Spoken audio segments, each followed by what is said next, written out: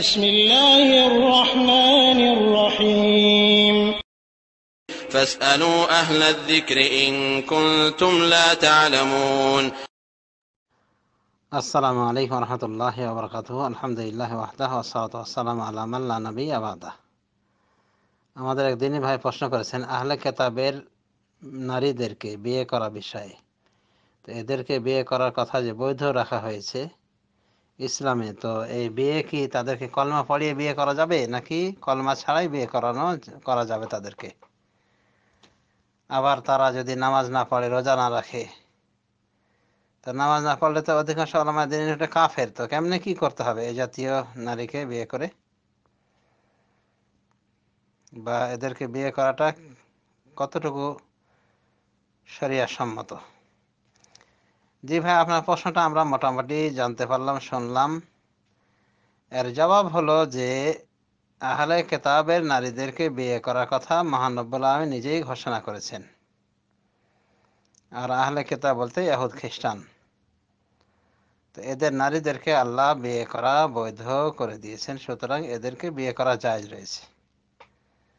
আহলে কিতাবদের স্বাধীন মহিলাদের বিয়ে করা জায়েজ রয়েছে। অনুরূপভাবে মুহসানাত অর্থ হলো পুত পবিত্রা, মানে যারা সতীসাধী, মানে যারা জেনা ব্যভিচারে লিপ্ত নয়, এই জাতীয় স্বাধীন মহিলাদেরকে বিয়ে করা বৈধ রয়েছে আহলে কিতাবদের।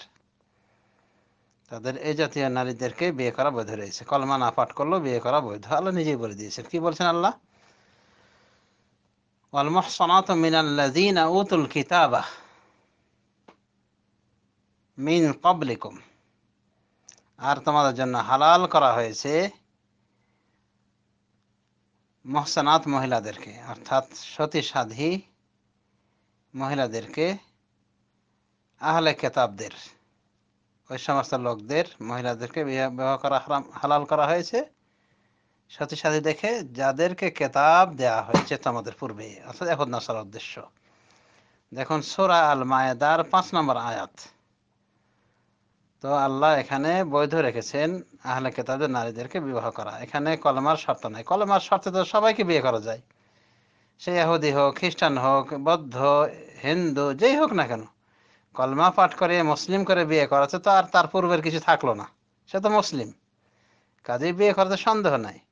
কিন্তু এখানে আল্লাহ রাব্বুল আমিন একটি বিশেষ বিধান দিয়েছেন যে আহলে কিতাব তারা তাদের ধর্মে থাকার পরও তাদের এই জাতীয় নারীদেরকে, আহলে কিতাবের নারীদেরকে, যারা ওই ধর্মে থাকবে আর সতীসাধী হবে আর জেনা ব্যভিচার ইত্যাদিতে লিপ্ত থাকবে না, অন্যভাবে স্বাধীন মহিলা, এদেরকে বিবাহ করা বৈধ রাখা হয়েছে।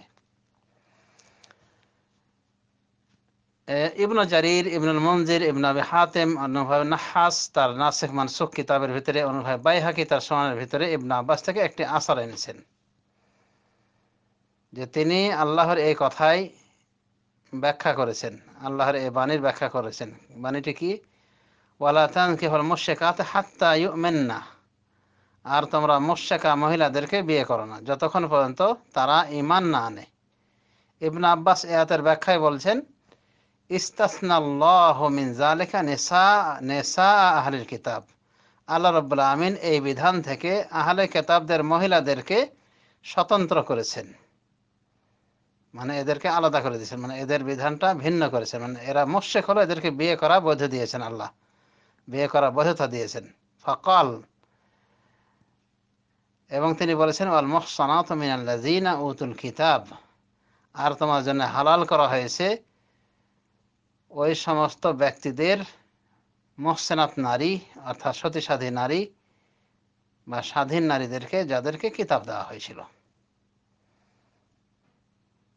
আর এই আয়াতটি কোথায় পাওয়া যাবে? সূরা মায়েদার 5 নম্বর আয়াত।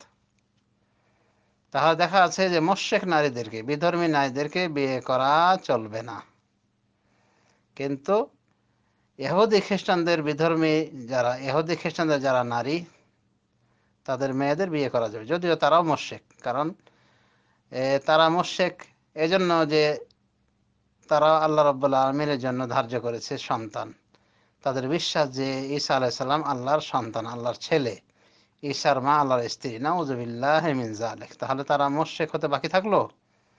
কিন্তু আল্লাহ এটা জানা শোনার পরেও আল্লাহ এটা জানেন ভালো করে, তারপরও আল্লাহ বৈধ রেখেছেন।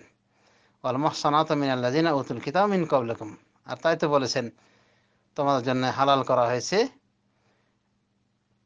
সতী সাধী বা স্বাধীন নারীদেরকে ওই সমস্ত লোকদের মধ্যে হতে যাদেরকে কিতাব দেওয়া হয়েছে, মানে কিতাবধারী লোকদের সতী সাধী স্বাধীন নারীদেরকে হালাল করা হয়েছে তোমাদের জন্য। তো আল্লাহ নিজেই বলেছেন, মানে মোশেক মহিলাদের ভিতরে শুধুমাত্র এই ইহুদ খ্রিস্টানদের মহিলাদেরকে স্বতন্ত্র করেছিল আল্লাহ। সুতরাং তারা কলেমা না পড়লেও তাদের সাথে বিয়ে করা বৈধ রয়েছে। আর কলেমা পড়লে তো সারা পৃথিবীর নারী যে কোনো ধর্মের হোক না কেন তাকে তো বিয়ে করা বৈধ, কারণ সে তো মুসলিম। আর ভাইজান আরেকটি প্রশ্ন করেছেন যে সে যদি নামাজ রোজা না করে, সে নামাজ রোজা যদি না করে করার কিছু নাই, সে যেহেতু তার ধর্মে রাখার পরে তাকে বিয়ে করা বৈধ, কাজে সে তার ধর্ম অনুযায়ী পালন করতে পারে, ধর্ম অনুযায়ী কর্ম করতে পারে। সুতরাং সে রোববারে নামাজ পড়তে পারে, রোজা তাদের ধর্মের তরিকা অনুযায়ী রাখতে পারে, অসুবিধা নেই, ধর্মীয় স্বাধীনতা তার থাকবে। তবে সন্তান সন্ততি জন্ম নিলে এই সন্তান সন্ততির ওপরে তার কোনো কর্তৃত্ব নেতৃত্ব থাকবে না ওই মহিলার, ওই ইহুদি খ্রিস্টান মহিলার, বরং সম্পূর্ণ কর্তৃত্ব নেতৃত্ব থাকবে স্বামীর। এবং এই সন্তানকে সে কখনোই তার ধর্মের দীক্ষা দিতে পারবে না, এগুলো নিষেধ। তো এই হলো কথা। তো তার ধর্মে থেকে তার এবাদত অনুষ্ঠান, তার যেটা ধর্মের এবাদত বন্দি করতে পারে, কোনো ব্যাপার না, এটা বৈধ রাখা হয়েছে। যেহেতু তাকে বিয়ে করা বৈধ রাখা হয়েছে, তার ধর্মীয় স্বাধীনতাও দেওয়া হয়েছে। তবে সন্তান সন্ততি হলে এই সন্তান সন্ততির ওপরে তার কোনো কর্তৃত্ব নেতৃত্ব থাকবে না।